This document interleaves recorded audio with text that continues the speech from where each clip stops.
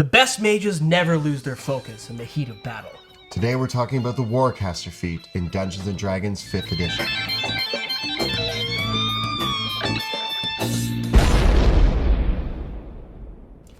Greetings, battle mages. My name is Monty Martin. And I'm Kelly McLaughlin. And we are the Dungeon Dudes. Today we're taking a look at the Warcaster feat in D&D 5e. Now, Warcaster is one of the most popular feats for any spellcaster in Dungeons & Dragons to select. It's also one of the most potent ones.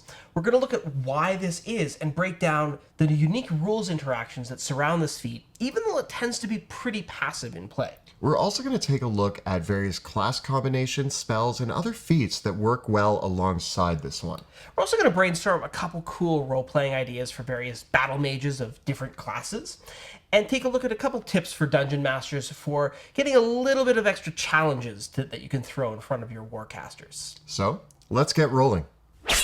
So why don't we start by explaining the actual rules of how the Warcaster feat works? Yeah, like all feats, Warcaster is a feat that you can select instead of an ability score increase when your character reaches an appropriate level in their class. Warcaster is one of the few feats that has an additional prerequisite in that you must have the ability to cast at least one spell in order to take it. That's not really a difficult prerequisite to have, since almost every class in the game has the ability to gain spells. In some way, shape, or form. So what does the feat actually give us as benefits? Let's take a look. You have advantage on Constitution saving throws that you make to maintain your concentration on a spell when you take damage. You can also perform the somatic components of spells, even when you have weapons or a shield in one or both hands. When a hostile creature's movement provokes an opportunity attack from you, you can use your reaction to cast a spell at the creature, rather than making an opportunity attack. The spell must have a casting time of one action and must target only that creature. The biggest benefit of this feat, and the reason why almost all spellcasters select it, is the first clause, that you have advantage on Constitution saving throws made to maintain concentration on a spell when you take damage. Yeah, and as a spellcaster, you're going to be making a lot of concentration checks. A lot of the best spells in the game require concentration. So Kelly, let's just briefly recap how the core rules for concentration work, and then we can talk about how that works with the Warcaster feat. Yeah, first of all, some spells will say that they require concentration to use. And this is important because you can only concentrate on one spell at a time. It's a very hard restriction in the Dungeons & Dragons 5th edition game rules. If your concentration ends or is broken somehow, the spell that you're concentrating on, its effects immediately end. One way that you can lose concentration, if you are incapacitated or you die, you'll lose concentration. Should be pretty obvious. Yeah. Right? The most common way, though, to lose concentration is that when you take damage while you're concentrating on a spell, you need to make a Constitution saving throw in order to maintain your concentration. The DC for this check is normally 10 or 1/2 of the damage that you took, whatever's higher. What this means is, in practice, any attack that only deals 20 points of damage or less is always going to be a DC 10, and then as soon as the damage gets higher than that, it adds up. You have to make this check every single time you take damage. So if an archer shoots you 3 times, you have to make 3 concentration checks.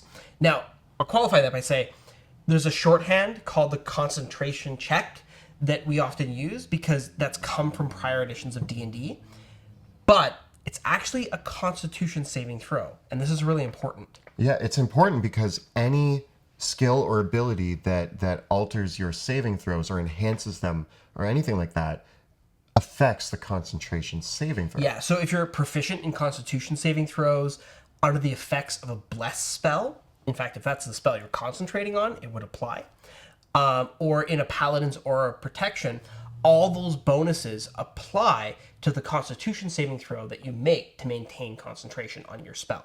And this whole taking damage and needing to make Constitution saving throws, this is why the Warcaster feat really shines. Yeah, because as we said before, when you lose concentration on a spell, that spell slot is gone, the effect is over. So it's a huge loss of resources.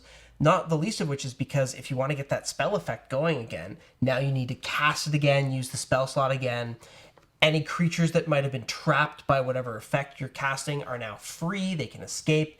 It's a huge problem. And so taking damage is the most common way that you're going to lose concentration. Although the DM can also have you make concentration saving throws from environmental effects as well. And that has a little caveat with the rules. Because the Warcaster feat gives you advantage on any Constitution saving throw you make to maintain concentration, as long as that was caused by damage. If it isn't caused by damage, like let's say you're rocking back and forth on a ship or in the middle of an elemental storm, and your DM asks you to make a check or a saving throw, you don't get your advantage from Warcaster on that one. Now, you had done some really cool math to kind of determine the way that Warcaster really enhances your abilities to make those concentration checks. A lot of people in the community have mathed this one out, and here's what it breaks down to. So normally, if you have a character that has 14 Constitution and they're making the saving throw, they have about a 65% chance of making the DC 10 concentration saving throw. If you have Warcaster and that same Constitution score, it goes up to 87.75%, which is a huge boost. It really means that you can rely on that for the most common saving throw that you have to make. Yeah. If you're also proficient in Constitution saving throws or have any other bonus, it's like now over 90%. So one of the other aspects of the feat is that if you're wielding a weapon and a shield, you can still make the somatic components of your spells. Yeah, and this is a really interesting and sometimes complicated reality. It's most common with like clerics and paladins because they're often going to have a weapon and shield in hand. So the important thing with the Warcaster feat is that it's a specific exception when you have weapons and shields in your hands. But if you're carrying some other object, like a box or a treasure chest or carrying a person, the Warcaster feat wouldn't apply. Yeah, and you still need the other components of your spell, mainly material components. You're still going to need that. This doesn't negate that. Yeah, and so there's a lot of spells that have somatic components, but no material components. And there's some that are... material components, but no verbal components. There's actually not many spells that have a material component, but no somatic component. Yeah. The interesting thing with this, though, is that you still need to have your hand free to manipulate those material components, or you got to be holding your arcane focus, like an orb or a staff or a wand. I really like the image of the cleric who has the shield with their holy symbol painted onto it. Yeah. And then they can use that as their holy symbol. Yeah, and then that fulfills all the material components for your spells, right? The weird complexity behind that is that if you're a cleric with your holy symbol painted on your shield and a mace in your other hand and you don't have the Warcaster feat, there's certain spells that you won't be able to cast because you can't perform the somatic components. If you are doing the weapon and shield thing as a cleric, as an eldritch knight, as a paladin, you still want to be able to smoothly cast all your spells. Taking Warcaster is basically going to solve all your problems, but just double check that through all your spells that you know which ones have the material components and which ones have the somatic components. Some people might find this just to be a huge amount of bookkeeping and a real pain in the butt, so you have my blessing if you ignore it. Yeah, that's fair. There's certain rules that just get kind of convoluted and confusing, and it's meant to prevent some like egregious interactions, but I can't necessarily think of what those might be. As a DM, I like to use my discretion. Like, I think that there's certain circumstances where it's okay to say, yes, I believe that you could perform the somatic and material components. Like, if you're using a two-handed sword, I can totally see you just take your hand off the sword, cast a spell, go back to what you were doing, right? Even like if you have a shield, a lot of shields you can like let go and it's still strapped to your arm. And you could, in theory, do that. But... A lot of people argue that. Anyone that's actually had a shield strapped to their arm will tell you that you definitely cannot. Fair enough. Yeah. What about the third component of this feat, which is the ability to replace your opportunity attack with the casting of a spell? So I'm going to be completely honest, and I've never seen anyone use this ability. I've seen it like once or twice. Actually, when you say never, I feel like Eldebroom may have done it once at our table. Really, I can't. But Can't remember for the if life. he did, it was a long time ago, and I don't know. Yeah. But Maybe I feel like I've just only seen this like in it's theory. it's really really cool in theory. Like every time I see it, that's actually probably tied for my favorite part of the feat. But in theory, also oftentimes I play spellcasters that I like to keep in the mid or back lines anyway. So getting into combat, I'll usually like teleport away, or I'll just continue to stay in combat. And like oftentimes I don't find myself in situations where an enemy is fleeing from me and I get to make an opportunity attack with a spell. The thing is, it's a pretty tight restriction.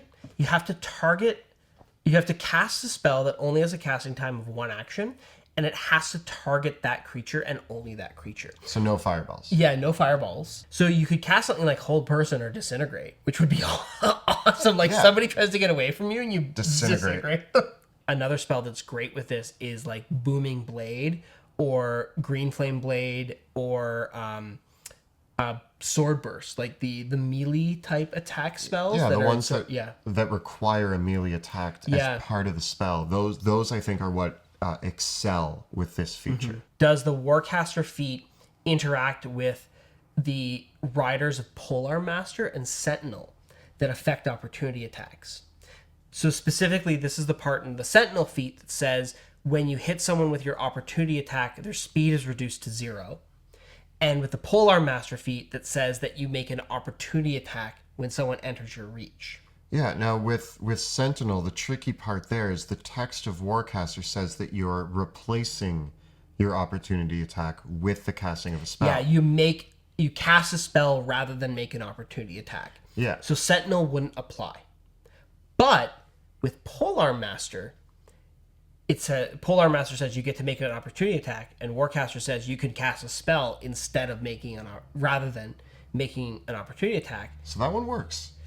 Yeah, this seems a little kooky to me. Yeah, the rules text here is a little convoluted and strange. I'm really curious to know what people's thoughts on these interactions are.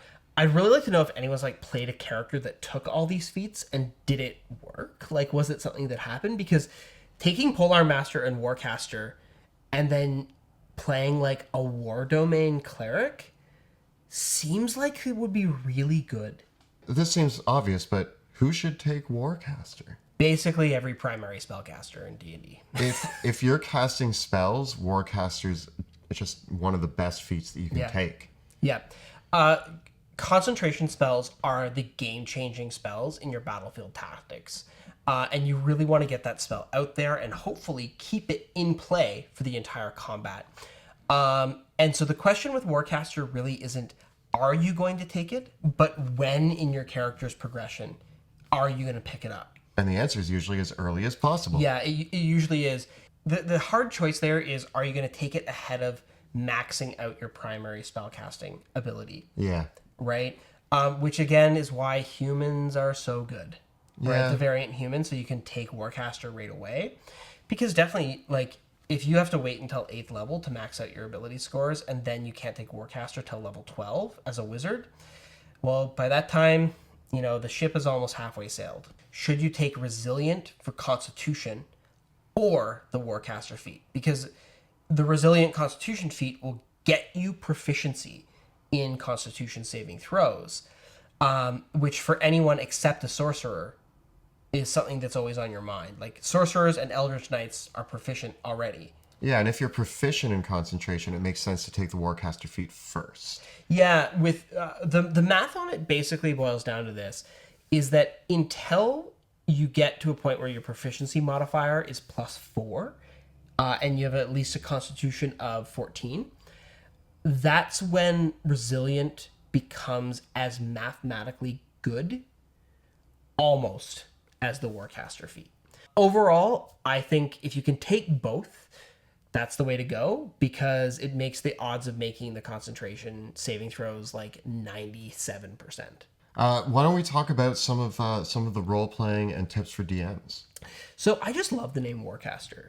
I mean, if you're casting spells in battle, I want to be a warcaster. Yeah, it's kind of like an iconic image of the battle mage, of like the spell slinger, the spell sword, that is on the front lines of a battlefield and like pushing back the enemy with a wall of fire, or bringing down the walls of a castle with an earthquake. It's such a fantastic image to get behind the role playing of.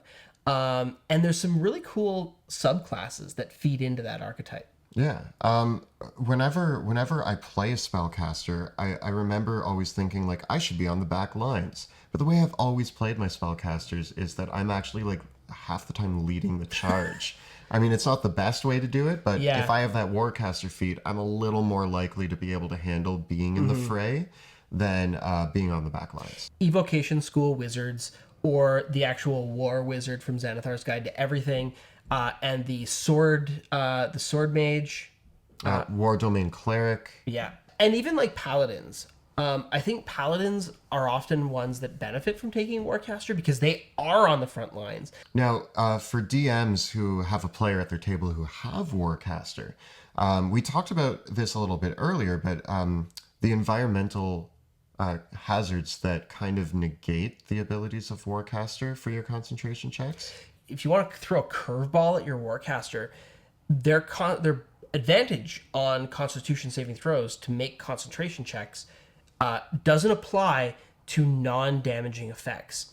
And in fact, there's a spell called Sleet Storm that people forget about, because Sleet Storm actually forces characters inside the area of the spell to make concentration checks Yeah. against the spell save DC of the spellcaster. It's really brutal. So as with all of our tips for DMs in our Feats episodes, like sometimes you want to let that Warcaster be the badass on the battlefield. But if you're getting to a time where you say, you know what, I want to throw a curveball at them, environmental, like throwing them into a storm, an actual sleet storm, or having a wizard who casts sleet storm, or like you said before, the rocking boat, all of that sort of stuff can kind of throw them off their game without gaining the benefits of the Warcaster feat. And at the same time, the reality of why people take the Warcaster feat and why you don't really need to worry about it too much as a DM is that concentration spells are fun. Yeah. And players get really disappointed when their concentration gets broken. It's an interesting, challenging moment, but it's one of those like gamey sort of things where it really is a huge disadvantage when you lose concentration on a spell because you took damage. And so it does let players continue to do the thing that they love doing. I do think that players often like to take to the back lines when they're concentrating on something, and that's why I always like to have enemies in my encounters that can get those attacks in on them, force them to start making those concentration checks, because even if they got a 90% chance, they got to make that roll 3 times. I remember probably one of the saddest moments is when I polymorphed into a T-Rex, and before I really got to do anything, you knocked me out of the concentration, and I lost it, and I went back to being a little wizard. And I was like, well, that just wasted a high-level spell slot, and I didn't get to do anything. Now, the interesting thing about Polymorph, too, is that if you polymorph yourself and you have Warcaster, I think you lose the feat, but a wild-shaped druid maintains the benefits of Warcaster. So certain things can still apply. So watch out for those weird little interactions like that with the Warcaster feat, but in general, it's a great feat. Most of your spellcasters are going to take it as a DM, and it's something really to just make sure that they're rolling their advantage. They don't forget it. I actually find that players that take it forget that they took it, and then forget to pick up the 2 dice more than So if anything you do else. take the Warcaster feat, remember you took it because it's going to help you out. Yeah. So this has been our guide to the Warcaster feat in Dungeons & Dragons 5th edition. We hope that you feel inspired to get into the fray with your spellcasters. And I'm really curious to know if the other elements of the feat, like the opportunity attack spellcasting, have ever come up in your games. And if you have interesting stories about how it's come into play, tell us about it in the comments below. And if you want to know more about how spells and spellcasting works in D&D, we have a video on that right up over here. And we have a complete guide to all the actions you can take in combat right up over here. Please subscribe to our channel so that you never miss an episode. Thank you so much for watching, and we'll see you next time In the dungeon.